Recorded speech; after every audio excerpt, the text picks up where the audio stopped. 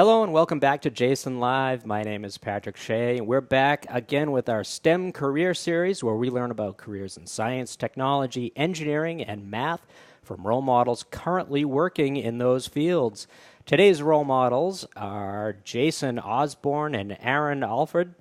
They are the founders of Paleo Quest, which is a nonprofit organization they created to pursue their passion for scientific exploration, science education, and citizen science. We're going to learn all about the exciting work they do in just a moment. But before we get started, I want to remind all of you out there that this event is live and interactive. Anything can happen. But what we want to happen is to have you send us questions. We're going to try to get to as many of those as possible. We also want you to participate in our polls. Do both of those things using the box just below this video window. All right, it's time to get Aaron and Jason involved. Welcome, guys. Thanks for joining us. Hey, how you doing? I'm doing well. So let's get started by just talking about what Paleo Quest is and what kinds of things you do within that organization. So as you mentioned, Paleo Quest is a nonprofit centered in Virginia. We have three missions. They're research, education, and exploration, all centered around the sciences of paleontology and geology. We spend a lot of our time at field locations doing exploration, looking for fossils, generally pursuing the science of paleontology, but we have also tried to make it into schools when we can and share the good word about paleontology and geology and what good fun it is. Absolutely. Our lab is actually usually in a swamp, and you probably can see in the background, we very much would like to be in there in the near future, but that is our lab. That's where we like to play. That's where we like to do our science. Excellent. So I mentioned folks out there can send you questions live, but we've also had a lot of questions come in even before the event started. We've got several video questions. We're going to look to one of those right now. This is from Kennedy. My question is, what was your most recent expedition and what did you find?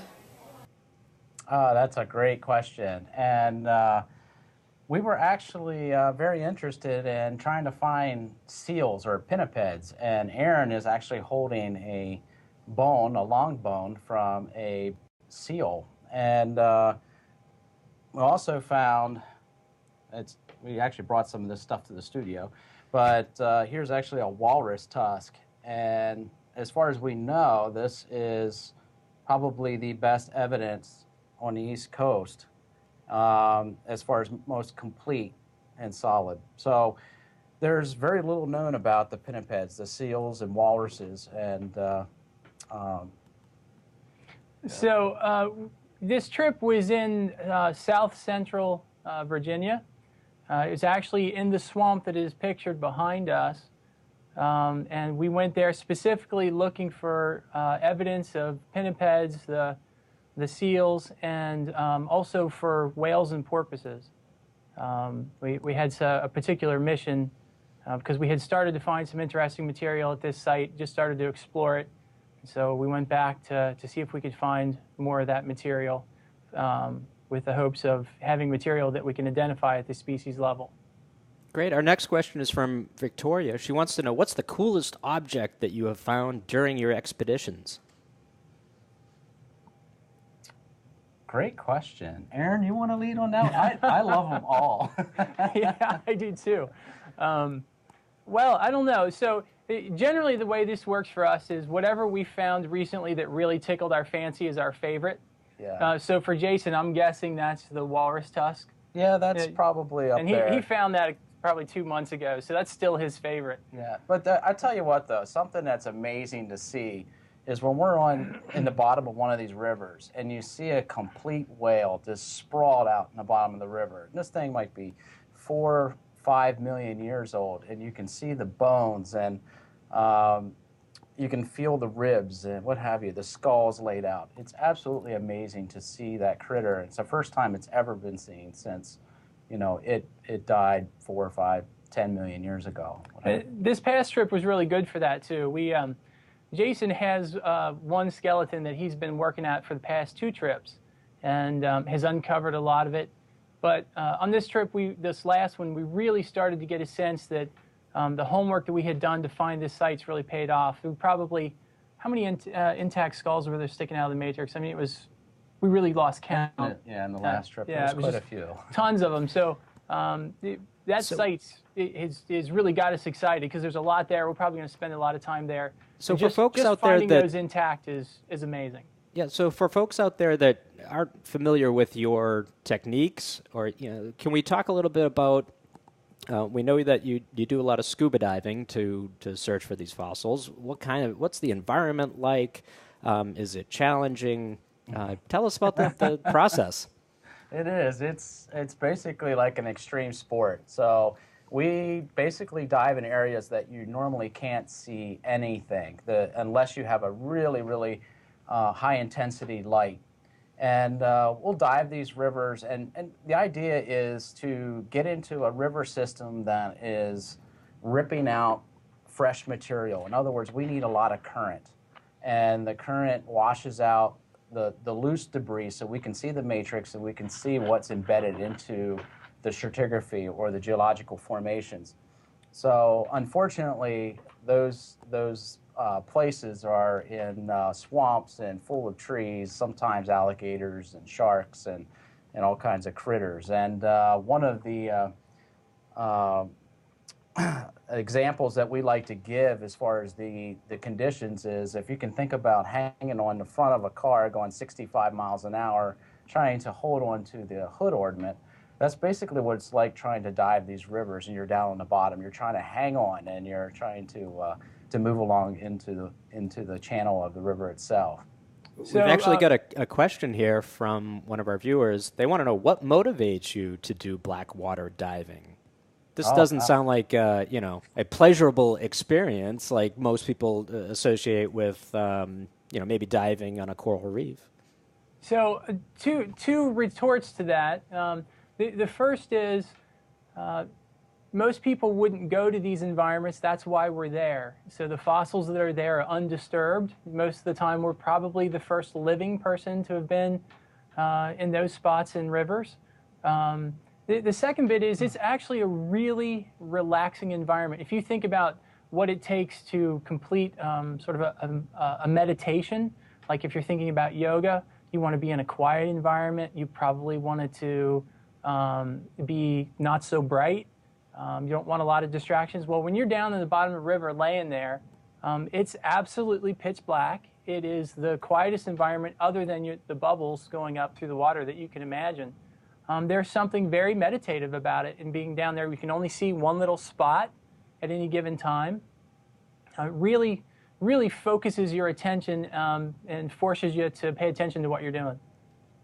We've got a question here from George. He wants to know, are you ever scared when you go into the water and can't see? George, that's a great question. That is a great question. So the first time I went diving, Jason had been doing this kind of diving for 2 years, I think, before I got started.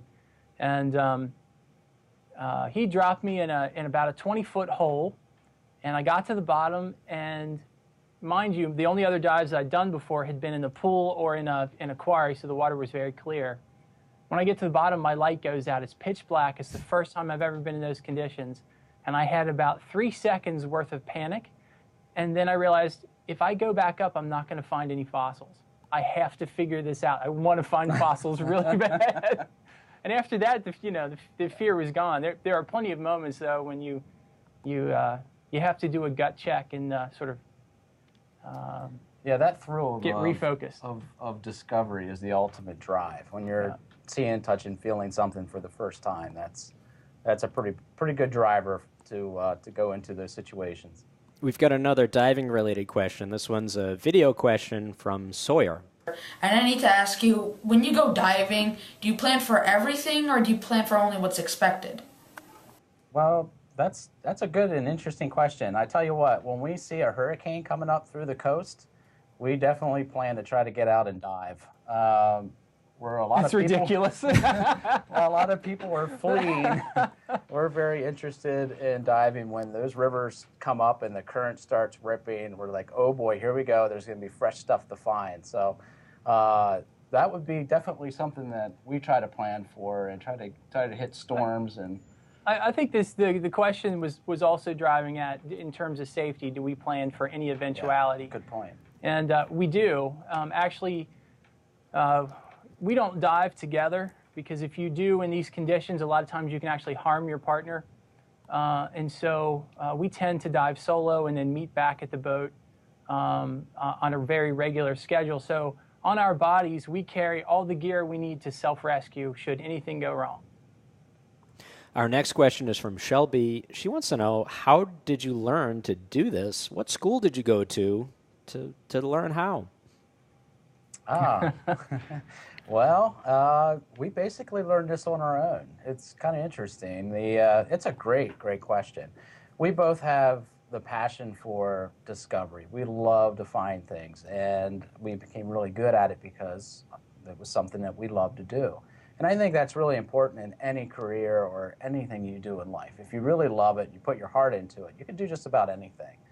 And so Aaron and I, we are pretty much self-taught, but then we also developed a really cool network of folks that were equally passionate, that were also in the field. So we could learn from professional geologists and stratigraphists, and we brought them into our world and into Paleo Quest, and we network with them. So a lot of studying, as far as diving in some of these coastal plain environments, we actually go online and study a lot of the USGS data, core sample data. So there's tons of work behind the scenes before we even go out into the field. Our next question here is from Mia. Do you ever take other people with you on these expeditions? It sounds like she wants to go. Yeah, well, Mia, we'd love to have you, but the truth of the matter is we don't. To get into these swamps, we're generally on a very small boat. There's only room for 2 of us in our gear. The other problem is we don't take folks generally because if they were ever to leak the location, there are other people who do dive in rivers, and very often those folks are looking for fossils but aren't interested in the science. And so we want to get as much scientific work done at these sites as we can before they become known to the public. We've got a couple related questions coming up next, related in an odd way. Luke wants to know, where's the best place to find a fossil of a dinosaur, and how do you know where to look for them? And then a bunch of students from Mrs. Bound's class want to know if you've ever found human fossils. Is this what you're out there looking for? So, Aaron, you could take the first one. I want to take the second one because I never found human fossils, but I did find a human tibia, and it was kind of freaky when you find a human bone, and we actually reported that to the police department. So we generally aren't looking for dinosaur fossils, but we have found them here in Virginia. There's an area close to where we're headquartered that has a lot of dinosaur tracks, and we actually pioneered a site there. And Jason found a trackway, and we donated it to a local school. Cool. We've got our next question coming in here. This is from Evie. She wants to know, as a scientist, how do you feel before you go into the water? How do you feel before you go into the water? Well, I'm pretty darn excited before we go into the water. Actually, it's kind of hard to keep us out of the water. We come up and we hurry up, we reload our tanks and back down in the water. So I'd say, how do I feel? Pretty excited. It's when we get to a site, we just can't help ourselves but to get in, even regardless of what you're diving in. That looks like a cesspool in a way. I wouldn't go that far. Looks like coffee. Yeah. So, from a scientific perspective, by definition, if you were doing science, you were operating with a lot of unknowns. But this particular brand of science, there are more unknowns than average. We don't know. We do our best to map what the conditions will be like at any given site on any given day. But you just don't know. There could be logs have rolled through. You could have more sedimentation than you thought. Very often, I go in the water with apprehension, worried that we're not going to be able to carry out the work that we want to do that day because the conditions aren't right. That's a good point. Our next question, actually another one from Evie. When did you find your first fossil? Was it a bone? And is that what made you want to become a scientist? I remember finding fossils probably when I was around 8 years old. That's probably pretty much when it started. And that sense of discovery has basically driven my, my passion for this throughout my life. So it was pretty young and very excited when you see something that no one has ever seen before. It's a great driver for me, and I think you feel the same way, right? Yeah, I do. So I was very young. I grew up in limestone country in Kentucky. And so we had, fossils are kind of everywhere. Even the gravel in your driveway is made up of fossil material. But I guess I was about 28 when I kind of migrated back to that while I was in grad school and started going to the Chesapeake Bay and looking for fossils. And actually, that's where I met Jason.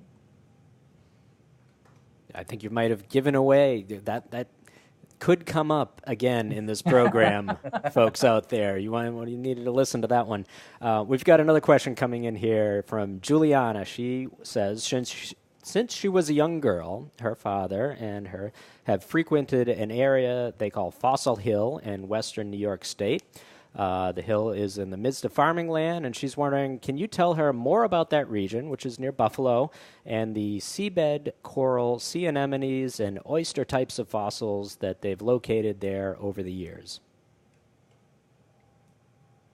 I've actually never been to that particular region, but I have been a little to the west of there. That material is way older than generally what we're looking at here on the East Coast. We're probably looking at 200 million years old. It's probably older than that. I did a little bit of hunting up around the Catskill region, and yeah, it's definitely an area of paleontology where we're not as I shouldn't say experts, but as we just haven't spent any professionals time in it. thinking about that Right. region. So Yeah. it's a great question. You kind of stumped us on that one.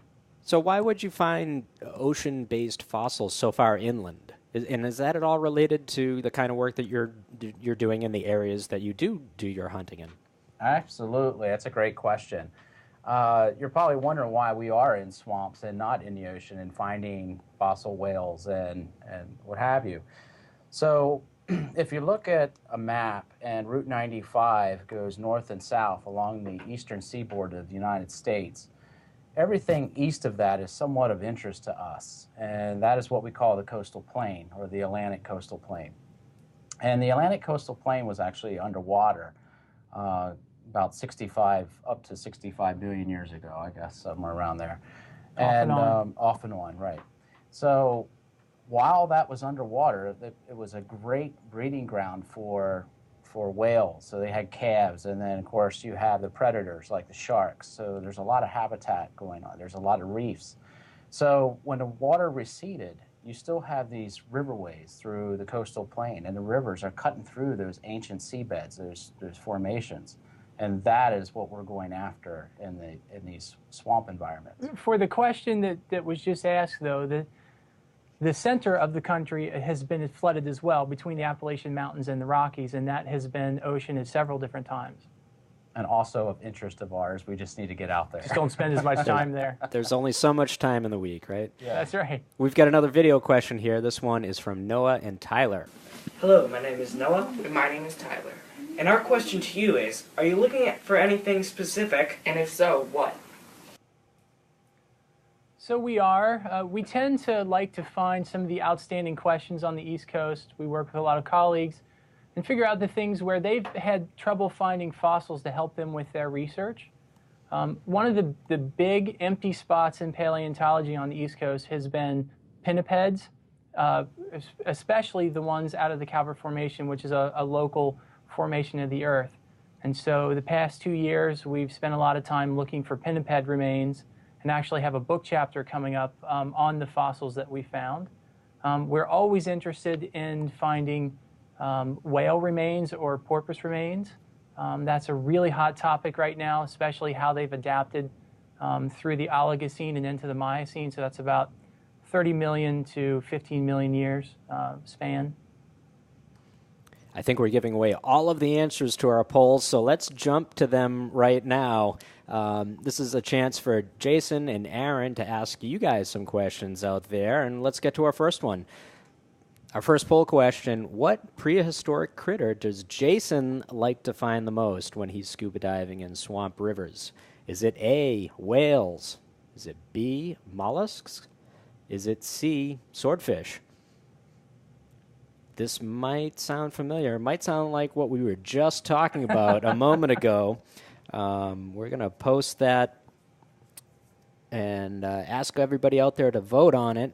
We'll see what kind of response we get from our audience. But I have a feeling so far we've got 90% saying whales. We've got some more coming in. Some more people saying swordfish, about 10%. So we've got couple other things in the running there, but 75% right now think whales. What's the right answer, guys? It is definitely whales.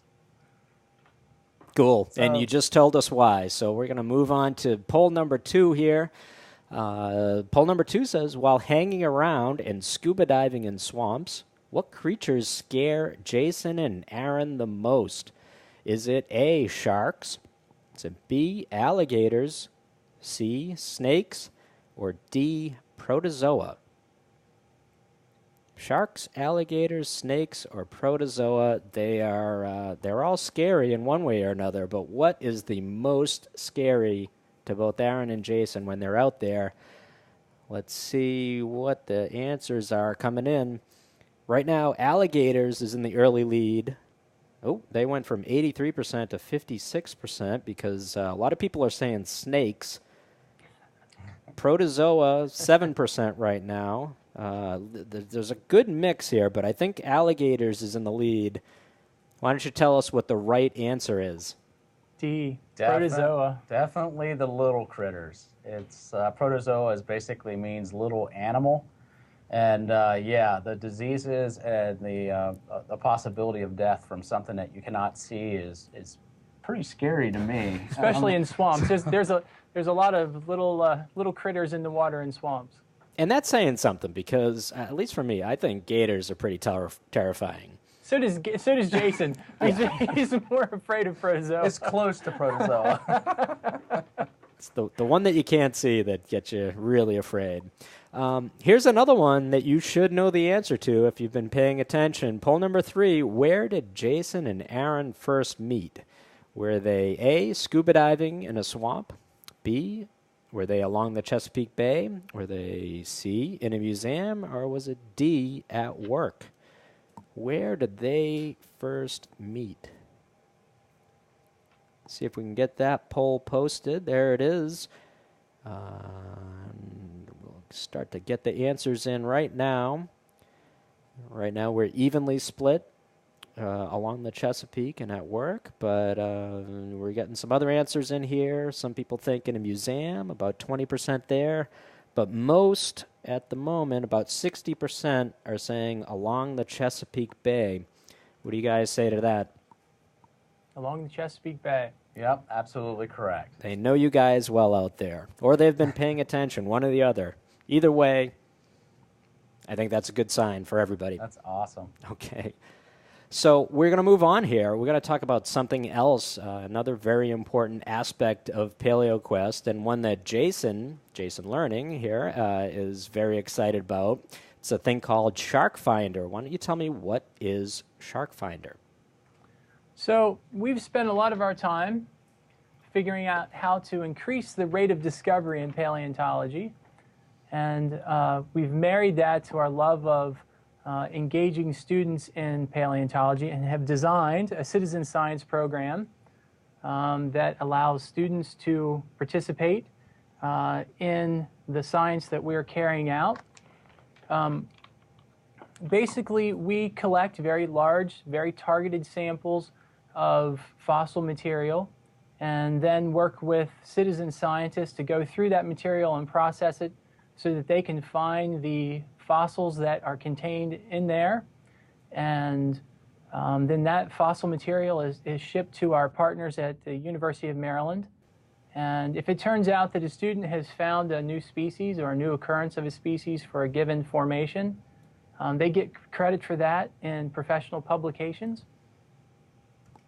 And so they're actually discovering for the first time. So something that was many million years old, they're seeing it, touching it for the very first time. So this is, fresh from the fossil site. So it's pretty exciting. We've got a related question here from Brian. He wants to know, why did you choose to focus on sharks? That's a great question. For Shark Finder, we actually have some professionals that are in our network at the University of Maryland. The professor's name is Dr. Brett Kent, and Brett Kent is an elasmo branch specialist, so he's interested in sharks, skates, and rays. So teaming up with him, there's a lot of questions and a lot of unknowns about sharks, skates, and rays, and they can tell us a lot about marine diversity and climate change. So it was an ideal targeted citizen science project to go after. And so if you can see this is a very large shark tooth. The large sharks have gotten all of the attention along the East Coast, but there are lots of sharks down even to the range of 5 to 6 inches long for their bodies, and so their teeth would be really teeny tiny. The smaller critters actually make up the greater part of the life forms in any given ecosystem, and they tell us a great deal about that ecosystem. So we've chosen to focus on these small critters because they haven't gotten much attention, and the sharks, because they shed teeth so frequently, they're pretty easy to find, and so it makes a good target for a citizen science program. We've got a couple other questions coming in here. This is from Nicole. How can you tell which type of shark tooth is from? And then Mia wants to know, how long does it take to find out what a fossilized item is after you've found it? So those are two really great questions, especially two to go together. So the best record we have, especially for the span behind us of about 60 million years, the best way we have of telling what something looked like is to see if they have a living relative, so an animal that is alive still today. And then we can go and we can look at that animal and take it apart and see what its structures are and work backwards. And so that's exactly what Dr. Kent and his crew do when we bring them shark teeth and shark remains from Shark Finder. They go and they compare it to collections of living sharks and living skates and living rays to see if they can find something alive today that looks pretty close to it. Now, that doesn't always work out because there are some critters where their whole family is extinct. And so in that case, it's a much harder exercise. We've got another question here. This is from Mrs. Bounds' class, students. What was the tiniest fossil that you've ever found? Wow. That's a good one. Yeah, so I would say that, well, so some of the diatoms and some of the nanoplanktons, it's not necessarily our focus, but we find hundreds of millions of those in the material that we bring back. So that's probably the tiniest by far. Yeah. Nanoplanktons and pollens. Well, and the forams too. Right. And some of the work some of the work that we've done with the U.S. Geological Survey, we take them samples. Sometimes those samples are taken off of bones that we found. Sometimes we go and take the samples specifically from certain formations and send them back to their analyst to look for these little teeny tiny critters. Sometimes it's pollen, sometimes it's foraminifera, and that can help us figure out how old a given layer of the Earth is. Which gives a really good point. Aaron, you have the book there, in Jason's... So there's a nice tie-in to the Jason Learning Tectonic Fury. And as you're going through that, if you're doing any of the missions out of that, there'll be some nice tie-ins to what we've been talking about today. Great. So we've got another question here from Quinoa.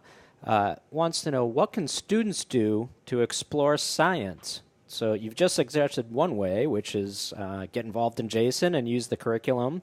We've just talked a little bit about Shark Finder, so maybe you can let us know how they can get involved in that way, and then just kind of in general, how do kids get involved in science?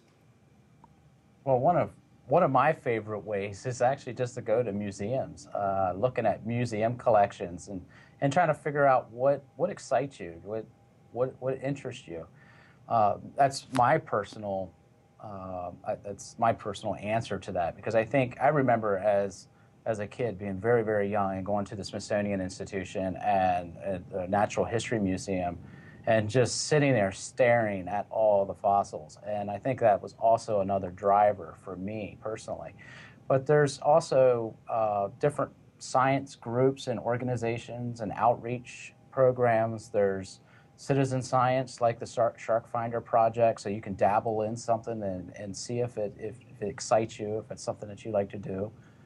Reach out to local community and scientists in your area. I think the easiest thing to do is to ask questions of the world around you and the people around you. We live in a time and a world where it's easy to think that all of the really cool questions have been asked or all of the really cool ideas have been thought. That's not the case. Simply asking questions of the people around you and of the world around you, and then having some faith in yourself that you can use the materials and your own brain to answer those questions, I think is a really good start. Yeah. So we've only got a few minutes left. We're going to try to get as many questions answered here in the time that we have left. This next one's going to be from Claire. She wants to know, were you both always interested in science, or is there something or someone that got you hooked? I was probably always interested in science. Yeah, you're kind of always Interested in science? Yeah. That's pretty much you. I loved biology. I loved science class. Yeah. And I was always curious, so mischievous and curious. So I say my whole life I love science. Yeah, I have as well, but I have some other interests that competed pretty hard with that, especially when I was in school.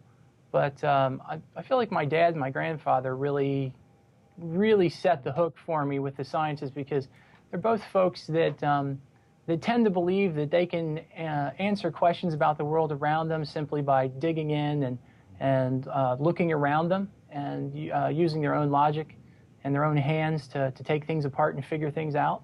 And I really absorbed that. We've got a question from Mr. Doja's class. Wants to know, what do you like to do outside your job? That's almost a trick question for you guys. You really haven't explained that this isn't your full-time job. Yeah, so we do have full-time jobs, and we do Paleo Quest on the side as basically almost like another full-time job. But my day job, I actually do design engineering for the Howard Hughes Medical Institute, where I help researchers with methods and instrumentation to help them understand how the brain works. So I work for Battelle Memorial Institute as my day job, and I'm a psychiatric epidemiologist there. I also do a lot of evaluation, which is basically the science of testing whether or not programs or practices work. So for example, do changes in hospitals, are they actually effective? Those would be the kinds of questions we would ask. Great. We've got one last question here that we have time for. This one's from Veronica. Do you have any suggestions for people who want to become paleontologists? There are books to read, schools to go to, places to visit, etc. Don't all answer at once. Yeah, so there are two traditional routes if you want to become a professional paleontologist, and by that I mean someone who has a degree in paleontology. You either go through a department of biology at a university or a department of geology at a university. But I would encourage folks who are interested in either biology or geology to start early understanding the geology of your area. And that's real easy. Walk outside, pick up rocks, and then take them to your, like Jason was saying earlier, to your local fossil club, your local geology club. You'll learn a lot that way, and those folks will be able to help you sort of understand the track you need to go through to become a professional in that area. I am muted suddenly. That's actually all the time that we have with Jason and Aaron today, but you should know that we work with Jason Learning, works with Paleo Quest all the time now. We're very, very close partners. Jason is actually providing the Shark Finder kits, so if that sparked your interest, if you want to be involved in Shark Finder, you can find that on the Jason website and get involved there. And as Jason and Aaron mentioned, they have really interesting day jobs that are both in STEM's careers, and they have both agreed to come back for another live event individually, actually 2 more live events, and we're going to dive in a little bit deeper with both of them on that aspect of their lives. So we'll be announcing that in early 2014, and we're really excited to have them back for those events and just to be working with you throughout the course of the year between Jason Learning and Paleo Quest. So thanks once again, guys. We really appreciate you taking the time and sharing your passion for all things paleontological. Awesome. Thank you for the great questions. Great. Before we jump too far ahead, though, I want to remind everybody out there that we're back in 2 weeks, the week after Thanksgiving, and our next live STEM career event is going to be with Dr. Anna Michelle. She's a scientist and engineer. She works at the Woods Hole Oceanographic Institution. She is also a member of the Nautilus Corps of Exploration, and she's a former Jason Argonaut from way back in 1991. Anna builds sensors using lasers and other high-tech tools to measure chemicals in extreme environments from up in the Arctic to the ocean floor. So that's going to be a really interesting event, and we hope you can join us for that. That's going to be on December 5th at 1:30 p.m. Eastern. That's all the time we have today. Once again, I'm Patrick Shea from Jason Learning, and we'll see you next time. Take care.